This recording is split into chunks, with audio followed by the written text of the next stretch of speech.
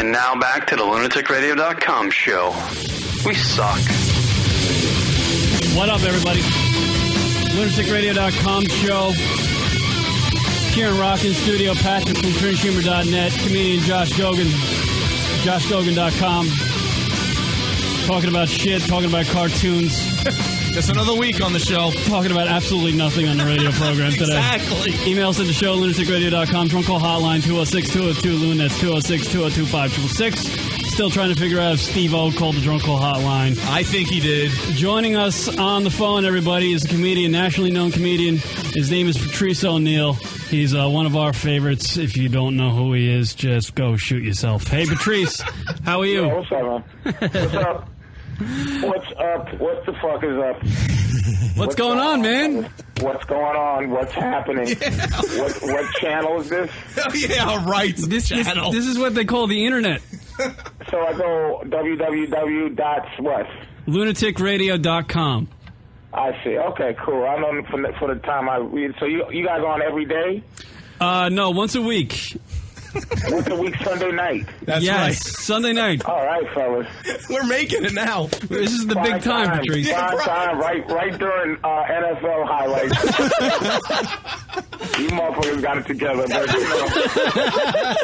all right, man. Yeah, we got this radio thing figured out. How about a fucking Wednesday, like around 7, where just people are searching for something to do as opposed to Patriots, beating Washington and you know, I mean, That's exactly how we feel, Patrice. You nailed it. I would on any other day, I'd be ornery, but I'm not so mad because for some reason, and I don't get it. I don't know if any of you guys are sports fans over there, but yeah. I don't understand why, because we live in New York, we have to watch awful Jets and the awful Giants, and you can't watch anything else other than the Jets or the Giants. I want to watch Patriots a little bit. I want to watch the Colts. It's really disgusting. So you caught me right at a great time, actually. So, wait, you what's going on, man? You weren't enjoying that wonderful Giants-Dolphins game from London? Oh, it was pathetic. The Giants and the Jets, I'm not going to lie to you, they're the two worst teams. And like, matter of fact, every team in New York, the state of New York, Buffalo, Jets, and the Giants, dude, I'm shitting you not, it's the worst. I've never seen it. And the Knicks. Yeah. They're the worst. It's the best city and the worst team. The most boring, shitty teams, man. I can't believe it. But, so we're lucky today. And then there's no Monday night football tonight. Sunday night football tonight. So I'm yours for a little while, fellas. What's going on? What's new? Oh, I got to say the NFL in general, I hate. Yeah. I think the games are just boring. All the analysis. It's just analysis. It's not even game anymore. 6 hours of analysis. I mean, that's, I don't know even, I don't want to start insulting you guys for any reason, but who says they don't like football other than a fucking sociopath or... Well, I dig the college football because you get like the, you get the Florida State coming in playing some scrubby team. They beat them like 100-0. I like dominance, Patrice. That's what I'm getting at. Wait a minute. What sports are you into? College football. Oh, you're into college football? I'm into college football, too. Actually, it's a lot more exciting than pro, to be honest with you, because they're playing for something. But you know what? To stick it to I'm going to change the subject, but it's going to be the same subject. I don't know if you're a sports fan or in general, but basketball, and I'm going to relate this to comedy. I was just thinking about it the other day, is that comedy is like basketball, and how basketball used to be the pros, like back in the day when Larry Bird and Magic Johnson and them played. If you was a high school basketball player, you didn't look at Barkley, Bird, Magic, Jordan going at it in the playoffs and say to yourself, you know what, I'm ready to play this shit. I'm ready to go. I'm ready to come out of high school and play against these people. But at some point, the ethic went down so low in basketball where high school students watch professional athletes play, and they look at the game and go, I can do that shit. Same thing with comedy right now, is that people sit and watch comedy, and some fucking asshole watches and goes, I can do that. But when Carlin was at his prime, Pryor was at his prime, Cosby, everybody was at their prime, no one would look at comedy and go, oh, I can do that. I could do that. And I'm just going to go up there and tell jokes. And that's what's fucking up, like, comedy right now, is a lack of goddamn ethic and effort. And it makes people everybody thinks they can do fucking comedy, which is why I'm quitting very soon. This is my last radio interview. Well, I mean, it's Patrick. Do you think it's the club's fault or the bookers' fault that, the quality of comedy has declined so much, or is it oversaturated in New York City? It's confusing though, Patrick. Is like a club booker doesn't have to answer to anybody except for quality control. Like, it doesn't have any advertisers to answer to. It doesn't have a special interest to answer to. So I don't understand why fucking dummies don't book the best shows that they can book. I don't understand how some of these fucking people, and I mean 99% of them are girls, and then the other 1% are fucking hacks and thieves. That they just go, okay, yeah, this will be a great show on a Saturday night. I'm gonna take all my money I saved up. I'm gonna make a choice on whether to go see American Gangster or fucking Saw 4, or come to the comic strip to see somebody's goddamn girlfriend up there doing comedy instead of, possibly Colin Quinn, possibly Nick DePaul, me, or Dave Attell, if any of us are in town doing comedy. And then I'm gonna come see some fucking. Did you see Last Comic Standing? Like, I'm addicted. I'm such a hater. I'm addicted to watching things I hate. Like, I can't. Oh, that finale was awful. You know what I mean? I look for shit to hate when I watch it. And that goddamn show, some girl I've never fucking seen in my life that's been doing it 1 year made it to the end. Do you know what that does for anybody that's been doing it multiple years? To watch, like, the ignorant dummies in America watch this girl and go, this is comedy. You can make it. Fucking 2 years in, and she made it all the way to the finals against some fat fucker who's been doing it 25 years. See, America is the wonderful. It makes me sick. I think we should. It makes me sick. We should blame Rich Voss for that because he lost to fucking that fan in the first season, and America is just happy. At least that show had an ethic, I think, in the beginning. It was a good idea. It was new. They didn't even know what it was. And then this year, I'm watching it, and it's like, they got people dressed as jesters, and is it jesters? What the fuck I say? Jesters. Yeah, jesters. It's just like, it just makes comedy look bad for people who aren't in it. Like, for people who aren't, like, just for the average square, you could control what they think is funny so easy, and that's what's frustrating, is just like, controlling what people, actually, if you're selling drugs, it's like you can give them shit, but you can also give them some good shit too, you know what I'm saying? Like, from time to time. But it's hard to, for me, for instance, it's just hard to get on, dude. That's why I miss Tough Crowd so much. That was one of the things I really miss. Is just being able to talk shit, What do you think was Tough Crowd's downfall? Was it because of Colin's politics? It was opposite of Jon Stewart? The downfall was, look it, man, you don't really know how many people, like, on a street level, you have to know how popular even this radio show is right now. Like, right now, you could take a guess at how popular it is. But in reality, on a street level, you never really know. And I think on a street level, the show is popular. I mean, people still, how many years later? 4?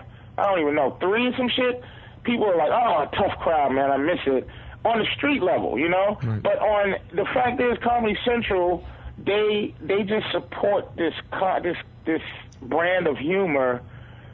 It's like, for some reason, they're trying to be CNN, or they're trying to compete with Fox News and shit, where this humor of, like, first of all, it's a bunch of guys that sound like Edward G. Robinson on the network. Like, everybody's like a fucking, yeah, man, wise guy, white guy.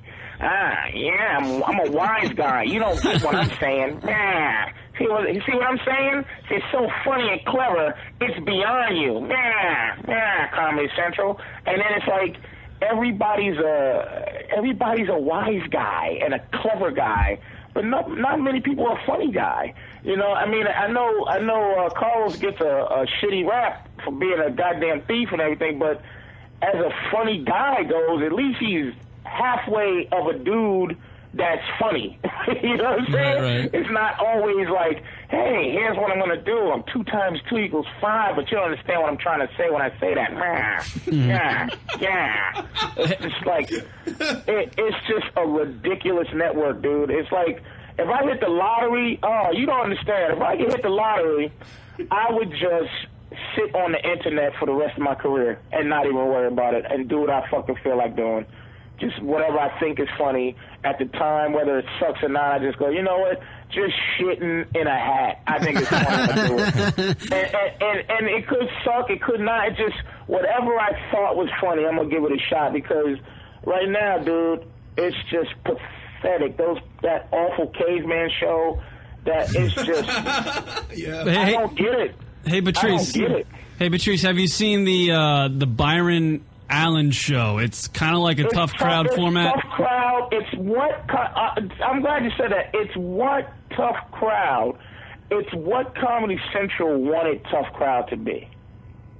It's what Comedy Central. It's fucking wanted dreadful. Tough crowd to be.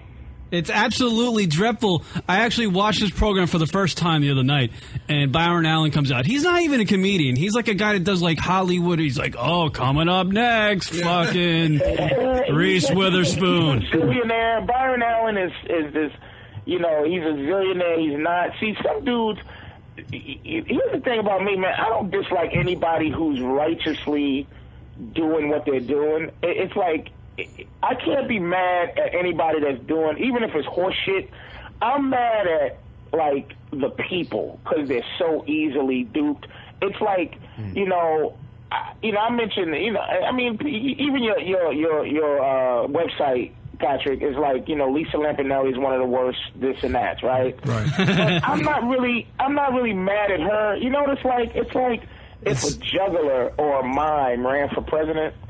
And he just goes, I'm running for president. They go, well, what's your platform? He goes, I juggle. As president, right? And they vote the motherfucker as president. You can't be mad at a juggler.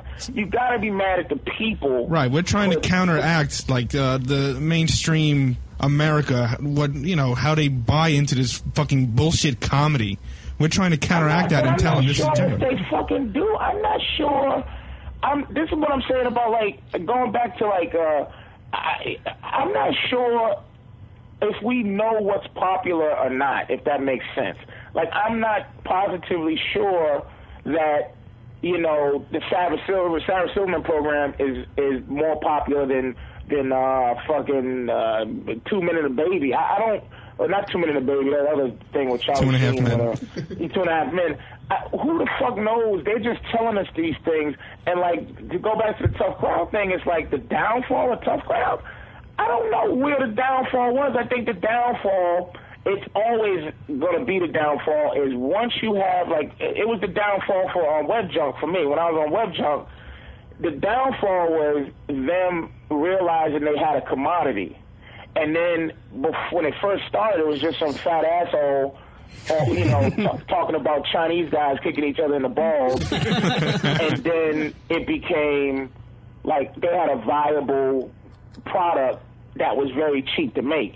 And then what it became was, you know, every week they'd be like, hey, man, like I stopped losing my faith in it because it was one little racist thing we wanted to do. It was so hack, but it was so funny, is that, what's her name, Connie Chung, right, she lost her mind when her show got canceled, and she just went crazy on the show. Singing, her last show, she just went nuts, singing and running around. And so we commented on that, and then at the end of it, I go, well, Connie, good night and good luck. They go, no, we can't say that. Like, it's so hack to say ruck and all that, but good night and good luck was fucking hilarious. Yeah. And they go, nah, you know, we can't. And I said, this is the end. So I was just like, look, I can't, you know, we can't. This ain't gonna go nowhere. You know, they try to keep it alive, but it was too hard to do the show. These shows are too hard. Like, they could try to do another tough crowd, but they can't because they're not going to find, like, 7 real, completely out of the loop assholes that really.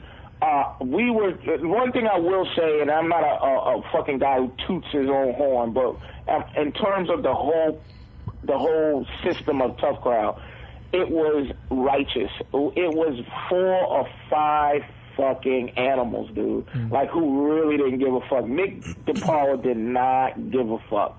You know, Ross does not give, like, it was some real insane motherfuckers on the show talking about shit, and we would have got as honest as we possibly could. That's the thing I loved about that show. It had potential to go honest. There's nothing right now on TV that has potential to go honest, except for Bill Maher. You know, I watch Bill Maher. He has an agenda, but that motherfucker, he will say some fucked up shit. True. Like, he will say some shit that'll make you go, what the fuck you just say? And at least he's trying his best to take it to an honest place. But right now, dude, I don't know where to go to get a nice feel of honesty, man. You know, I don't know where to go. I don't even know. You know, they got those shitty websites.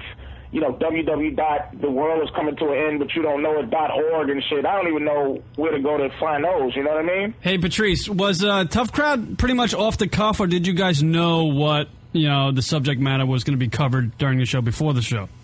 It tried to be. Like, they would give us, like, the Act 4, we would read our little thing. That was prepared, but they would ask us what our thoughts was, just to make sure we wasn't going to say something with rape or AIDS in it. Yeah, and then right. We would just say something with rape or AIDS in it. So it was just like, it wasn't really prepared. They tried to make it, but, you know, that was the charm or lack of charm, whatever you want to call it, of the show. And, you know, but I miss that show, actually, man. I do. That was one of those things I thought could have been big, but just didn't make it. But Steve Colbert and Daily, that shit is huge. That's what they tell me. They tell me it's big. I've never seen the Colbert Report ever, but they tell me it's successful. Definitely. Patrice, I've noticed with comedy in general, when it comes to movies, comedy albums that are out on the shelves, pretty much everything that's labeled as comedy now is just mediocre at best. There's 1 or 2 things that are good that rise to the top, but for the most part, it just seems like it's all for what's the least offensive. And what I'm wondering is for you, when you go out to the clubs, do you see that affecting the audience? Like, they're expecting that mediocrity, and so when you come up with your original, no, not really, dude. I used to, not for me anyway. I think, you know, I established, like, for the most part, people know. When they come out to see me, they've seen me before, and they come out, and they expect, one is that I'm going to say something I didn't say last time they saw me, and 2, I'm going to try to be as honest as possible. And there might be a person or 2 that, see, I guess the difference between, like, say, doing a radio show or doing TV is that when you're doing comedy, and this is why I love Colin so much, you know, is that, you know, that fucker says he doesn't believe in God. Not that he hates God, but he doesn't believe in God. And he has an hour and a half to expand on his thought process. And, like, sometimes, man, you know, the soundbite thing is like you don't get a chance to say, like, look, all right, let's take this, for instance, you know, the whole Michael Vick thing and the animals and the animal versus people. Not only the animal versus people, but the racial thing. But let's take the animal versus humans thing. Now, I'm a dude. I'm just one of those dudes that happen to have been born cursed with more compassion for animals than I do people. So when that lady was on CNN and the guy made a mistake and actually sounded like he compared raping of a woman as being worse than, or raping of a woman is less important than the dog fighting, and the lady went bananas.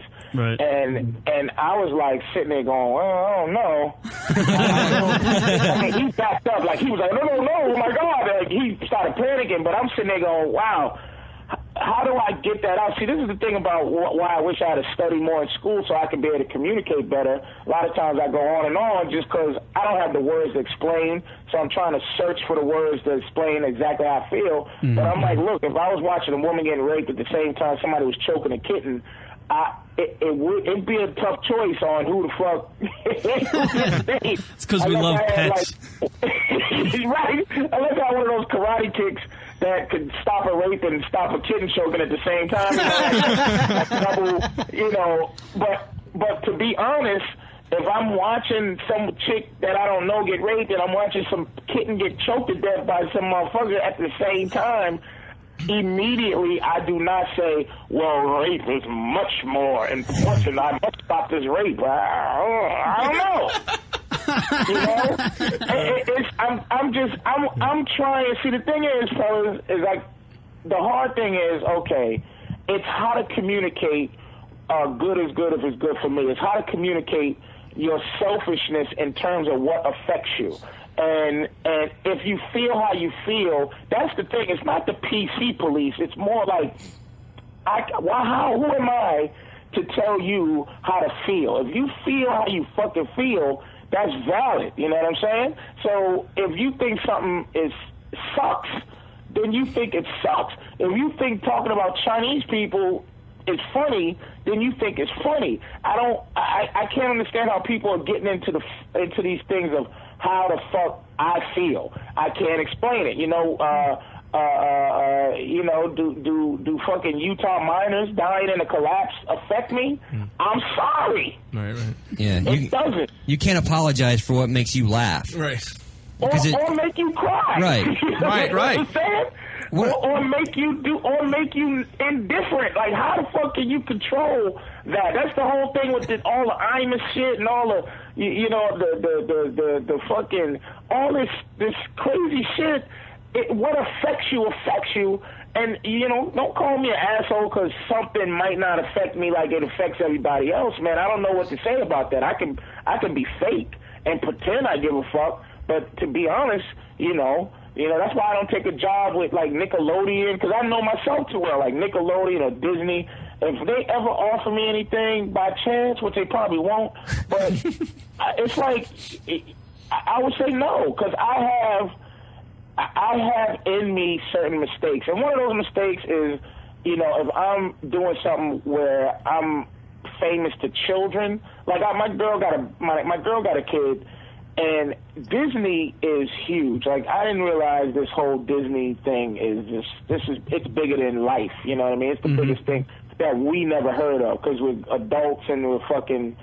Patrick works where he works, and I think how I think, and, you guys do what you do, but there's a Disney world of a bunch of kids who are just famous. 14-year-old, like Raven Simone is worth billions or some crazy shit. Yeah, it's fun. And there's it is a viable place to go if you got ideas and stuff, but I'm like, I'm not fucking with Disney, because I'm the guy who could go to Brazil and finger pop a hooker. I'm the guy that could, try to fuck my girl in the movie theater, or even jerk off in the movie theater. I'm that guy that could do that. If you can come up with some good songs. But it's there.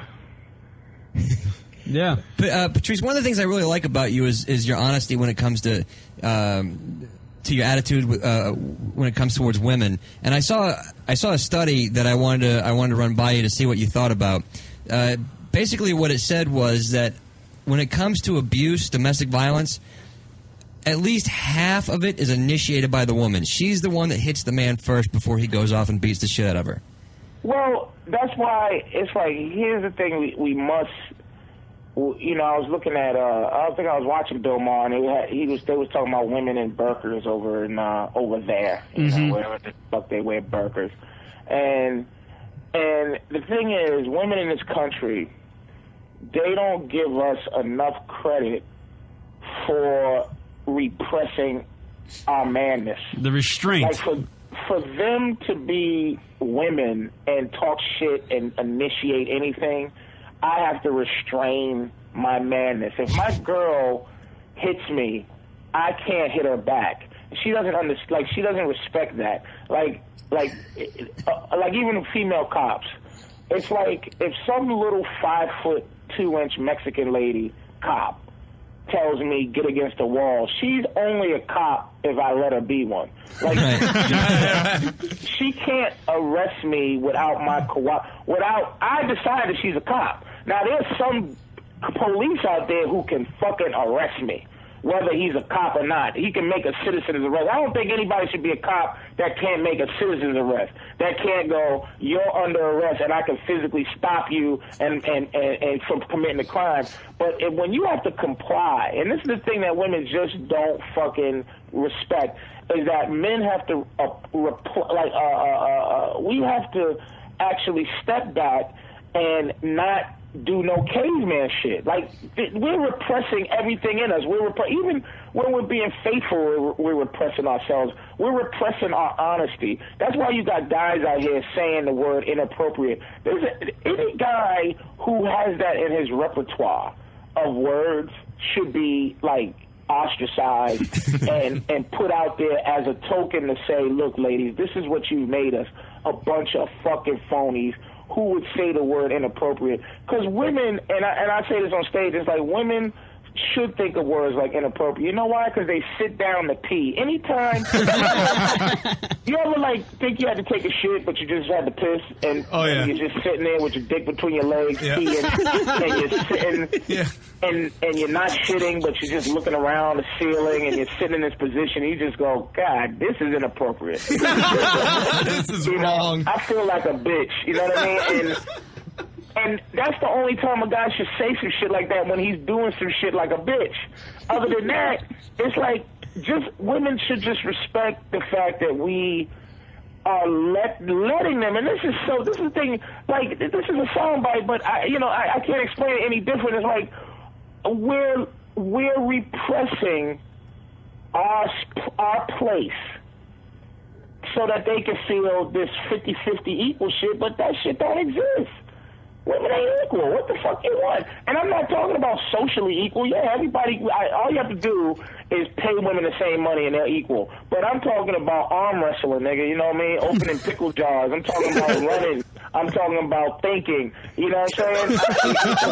We outthink them. You know, you ever meet a bitch that can play chess? No. I mean, and it's honest, man. It wears you down because all day long they want this we should know. I mean, look, man, I'm not saying go out there and tie them up and jump out of bushes and do shit, but I'm saying respect the fact that, look, man, half the bitches I ever go with, I'm smarter than. Even I've gone out with lawyers and doctors and I'm smarter than them because they're just girls. They think with their fucking hearts and shit. They're not practical.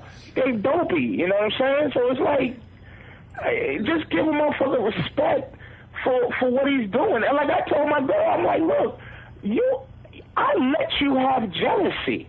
Like, when you're jealous, I let you be jealous. I'm not your possession. I can tell you, look, bitch, I'm dating another woman, you like it or leave it. Right. Like, the fact that I'll go, I respect her, and the fact that I'll go, okay, I'll answer the phone when she calls, or the fact that, you know, if she says, well, who was that girl? I go, oh, she was this, or I was talking to her about, what, all of that stuff we do, like, honey, that shit is because we let them have it. Her jealousy is mine. You understand what I'm saying? It's like her competitiveness against that's mine. That's something I give her. I don't have to give her jealousy. I give it to her because I desire to give it to her. But other than that, if I don't desire to give her something, she's not going to have it. You understand? Mm-hmm. And that's the same thing with socially, man. Like, women are fighting so hard to get motherfuckers in trouble at work and this and that. But the fact is, if I own a job, they don't understand people. And the same thing with black people, man. Black people, it's like I'm not saying that we're at the mercy of white people, but I'm saying, look, the fact is that racial harmony is a two-way street. Now, if I'm always going to attack a white guy for everything, if I don't give a white guy a pass, what's going to happen is going to be an undercurrent of resentment. And that's happening for women right now, too, where right now there's an undercurrent of resentment towards peace, you know, towards the fact is that men are having a peaceful, like a, what do they call, like a pact. We do have a peaceful pact with women, but they're becoming abusive. and frivolous lawsuits, frivolous sexual harassment, and when they cut you off in the street driving, they look at you like they're gonna get out the car and whoop your ass. Yeah, and you go, you funky bitch, you know, I'll fucking choke the shit out of you. Yeah, I can't stand my wife and I get in arguments at times, and she's actually, I mean, she'll hit me, and I'm not even thinking. It's a snap reaction where I will push her hard, but I'll push her away, and she gets all of a sudden she's like, I can't believe you did that. Right. Like, look, you're lucky my fist wasn't bald. She's not fucking taking into account that you will knock her through a wall. She's not taking into account of all the restraint that you have because you love her. And the thing is, man love it's something we don't even understand what it is because we're not searching for love. Love is the end for us.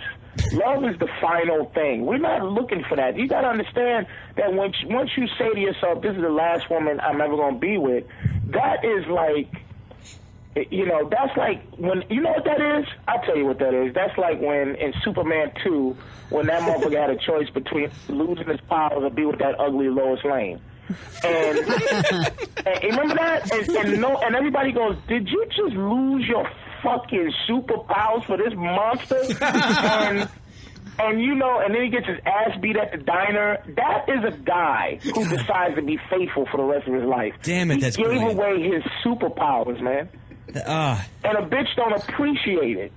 Now the bitch don't like you no more. Now she goes, you're nothing. I married you because you were Superman. But bitch, only way I could be with you is to not be Superman. Right. Now you realize you made a mistake. Now you walking through the snow. Now you walking through Antarctica, trying to find your green crystal, man. Trying to look for the fortress of solitude because you realize you a fucking idiot because you gave some bitch all your powers. And that's what we do. We give a bitch all our powers and then get beat up in the diner by some motherfuckers. Are you going to be putting this in a book? Please tell me you are. Yeah, when's the book coming out, Patrice? Man, I wish I could. I try to write something, but you know, you go through phases in life. Like right now, you know, I'm at a phase where, you know, I'm with one bitch and I'm trying to deal with.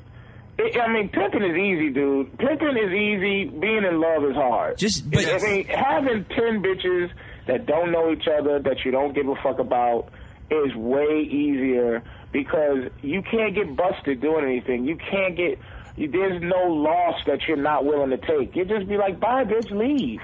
I got 9 others, and then I'm gonna have 10 because I'm gonna find another bitch, you know, tomorrow. So if you have a lot of women that you don't give a fuck about, that's easy to do. But one bitch that you care about, that's just hard. That's hard to juggle. It's hard to juggle one chick. Like if you take a basketball and you have 4 basketballs, you can juggle 4 basketballs real easy. But if you take one and just like try to hold it on your finger, that shit is difficult, man. You know what I'm saying? Mm-hmm. So it's like right now, I got one bitch that I'm trying to, you know, make her understand what I go through. Like some women out there, they be with a guy and they're like, oh, well, you know, ask any woman, like, if they've been with a guy and they go, man, it feels like he's on his period. Like, guys have periods, like a woman does. And what a man's period is when we're staying faithful to a bitch for a long period of time. Yeah, exactly. We get the same symptoms. We get fucking cramps. We fucking miserable, irritable, because you're looking at some chick and your natural instinct is not to be with some girl for the rest of your fucking life. Right. It's not our instinct, dude. That's not what we are. Wow. That's not our intentions. And we have no guilt. Only motherfuckers that go, I want to find the woman of my dreams are motherfuckers that can't get pussy. If you can't get pussy, then you go, I want to find that one woman for the rest of my life.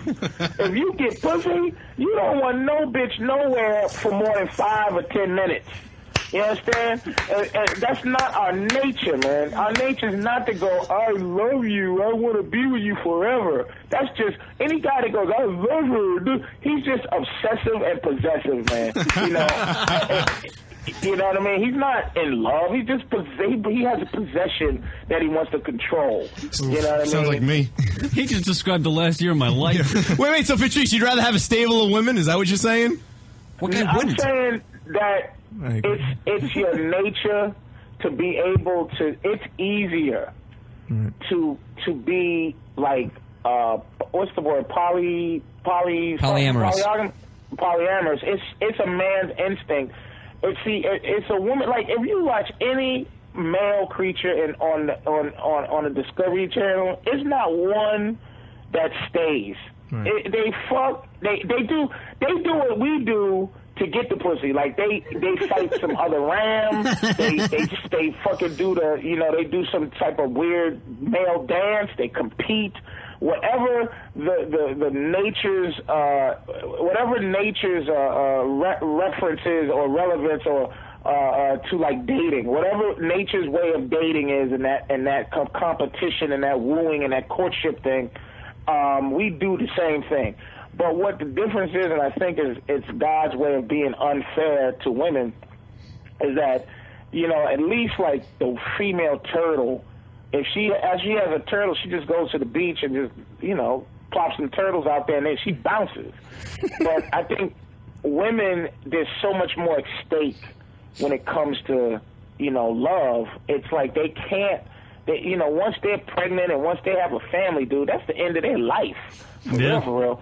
And the thing is, God made it such that, we have social structure, and that's what makes us get involved in that, where it's like you see some guy walking around the mall with the front chest plate with the kid on it, with the where that's just it's so miserable. Like I hate to see miserable guys and ungrateful women. I hate to see.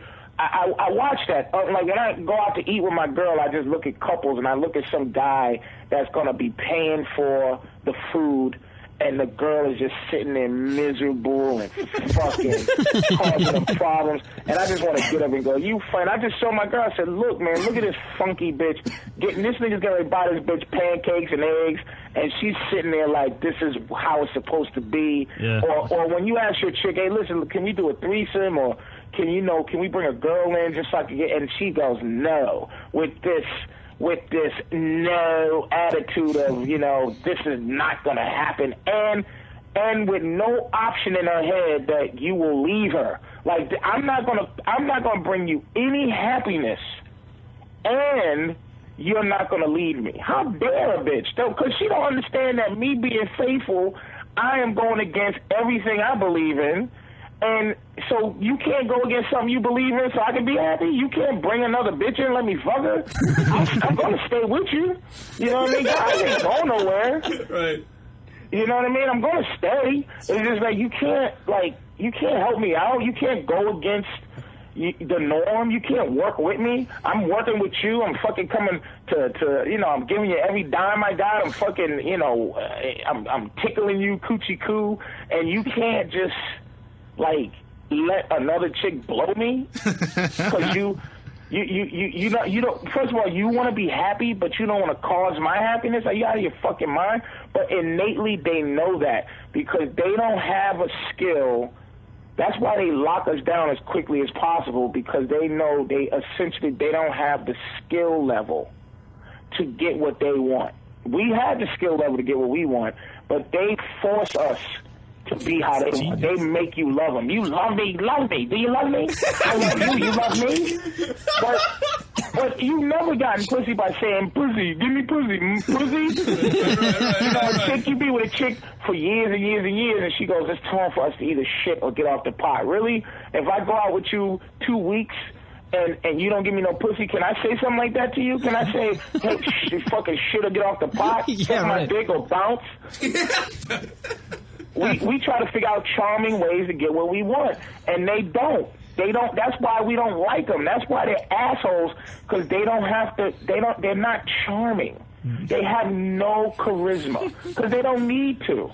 They just walk around and they just look straight ahead and make decisions on what guy they're going to make miserable. And they don't understand that once they make us miserable, we're getting out of there. And they don't know how to stop that from happening.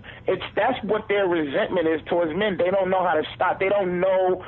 They blame us, but what it is, they should blame themselves because they don't have the ability to get men to do what they want to do, except for with the pussy. But that all ends when they turn 40, 45, you know what I mean? It's over. Pussy magic is over then. Pussy magic. Pussy magic. You don't want any part of the pussy at 45. Nah, dude. A 45-year-old woman, if she wanted to have a sugar daddy, he would have to be 80. But like a 20-year-old, like a 45-year-old chick walking around, like, okay, a 21-year-old, right, with little panties on, little bra, she got a C cup, she got a fat little booty, and she just walk around you. She could play pussy games in a panty and bra. Like, she could just walk around, skip around, and giggle, and you'll let her do that just because she looks good. She's 20. She's brand new. Yeah. But some chick 35, 40 playing the same game, you out your mind. Because the value, let me tell you, the value of pussy is like cars. It ain't like houses, you know what I mean? It goes down in value. And for you to keep an old car, it has to be some investment in it. You have to have invested something like, you know, the car still has to have, like when they go, you know how they go, oh man, they don't build houses like that anymore. That's how bitches got to start being when they turn 35, 40. They got to be a brick house, you know what I mean? Like something they don't make like that no more. You can't be an old bitch and act like these new bitches. You got to be an old bitch and go, well, here's what I have to offer that these new bitches ain't got to offer. She got to be standing tall like one of them old castles in Transylvania, you know what I'm saying? Like 500 years, she got to be standing tall, got to have the craftsmanship. She got to have craftsmanship. She can't be out here trying to be what these young dummies are being. She can't be no old dummy. You want wisdom. That's what they look for, an older gentleman. Like an older gentleman comes out talking about, hey, can I get some pussy? Yay. They'll be like, ugh, this guy is a fucking wreck. You got to be smooth, debonair. You got to smoke a cigarette with a long filter, nigga, and have a top hat. Yeah. And you got to be distinguished. You don't hear no word for distinguished woman. You hear distinguished gentleman, but what's the counterpart for distinguished female? Nothing. There's no distinguished. There is none because they don't get distinguished. They get old, and they better learn how to get distinguished. That distinguished is not a term that just should be used for men. Women should get distinguished also. Learn how to be smooth. Learn how to be wanted past your beauty. But they are in deep shit. I gotta say, the women in the chat room are really agreeing with Patrice too much. They can go fuck themselves. Oh, come on! That's not nice. Come on! This is the male version of The View. No way. Patrice is a genius. I love Connie and Tisha. Hey, Patrice, we're running out of time, man, but it was great to just have you on and let you just ramble about certain subjects. It's amazing. It's fucking unbelievable. Fucking genius. And I mean, they should tell it, look, man, all the women who are angry, it's like, look, man, I'm telling you how we feel, you understand? Now, it's like you could get mad at the medicine. Now, I give you medicine with all kind of great Kool-Aid in it, but, it'll taste better, but it's more effective if it goes straight down and it's nasty because that makes you get emotional about it. For all you women that are on the chat rooms with no boyfriend, you shouldn't be sitting there typing the motherfucking thing. You should be going, yes, master, what should I do to make you happy? If you don't know how to if you're miserable, you know how the fuck you don't know how to not be miserable. You've been miserable this long, and you think what I'm telling you is going to make you more miserable, it's going to make you happier. If you want to learn the animal, for this last thing about animals, man, like women, to learn how to understand the animal that men are. If you are in the Pacific Ocean and you see a bunch of sharks swimming around, you're not going to jump in and tell those sharks, excuse me, you better not bite me. You got to respect what they are. You're going to respect that these sharks will tear you apart, and you're going to respect what these sharks are. And you learn about sharks. You watch TV, and you know sharks will attack you. You don't wear a fucking meatloaf hat, and you don't rub yourself in blood when you get in the water if you're going to get in the water with some sharks. You do things accordingly. And if you want a man that's going to make you happy, you better learn what animal you're dealing with, as opposed, because you don't know. How the fuck you know about men? You don't. I know about women because I took the time, but you don't know about men. That's why you miserable. Patrice, we're running out of time. We got about a minute left, so I want to get some plugs in before we go. PatriceO'Neal.com, my podcast. I have fun doing that, and I'm gonna be at the Stress Factory. Was it the 1st through the 3rd? Yeah. It's Thursday, Friday, Saturday of next week at the Stress Factory in New Brunswick, New Jersey. And, come on down and we can finish having this conversation if you want. Yeah, look forward to the Black Phillip show coming back to XM202. December 8th is a tentative date. December 8th, the next Black Phillip show. So I got my fingers crossed. But that looks like that's going to be the day. All right, Patrice, take care of yourself. Please come back, man. Thank you. Thanks, man. All right, thanks a lot, Phyllis. All right, buddy. All right, that was Patrice O'Neal. Take a break. Come back right after.